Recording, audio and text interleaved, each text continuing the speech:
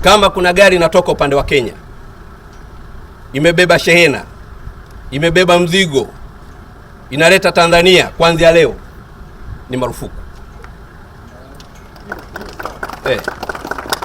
Kwa sababu hatuwezi kuwa na bidhaa na Watanzania wanakaa hapa zaidi ya wiki nzima halafu wanatangazwa kwamba wana corona.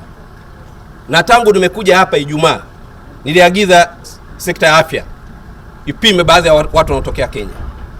Kati ya watu waliopimwa, zaidi ya wasafiri wanaotokea Kenya, wa Kenya, zaidi ya 19 wana corona. Sasa hatuwezi sisi turuhusu waendelee kutoka Kenya na corona zao waingize ndani ya nchi yetu. Kwa hiyo na sisi kuanzia sasa tunaweka utaratibu. Wakitaka kuingia nchini watengeneze utaratibu, lakini kwa mpakao kuanzia leo RPC Rio muimarishe utaratibu wa kuingia hapa. Kwa gari lolote linalokwenda Rwanda, kwa gari yoyote linalokwenda Zambia, inayokwenda Malawi, DRC Congo, inakwenda Uganda, inapita ndani ya mpaka wetu, waruhusuni waende.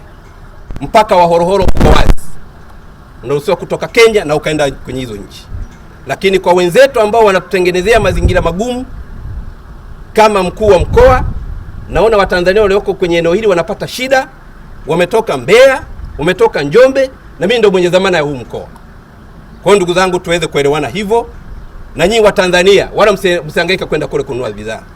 Kama mlikuwa mnapenda kununua, na mwenyekiti ameniambia hapa 90% wanatoka upande wa Kenya wanakuja kununua kwetu.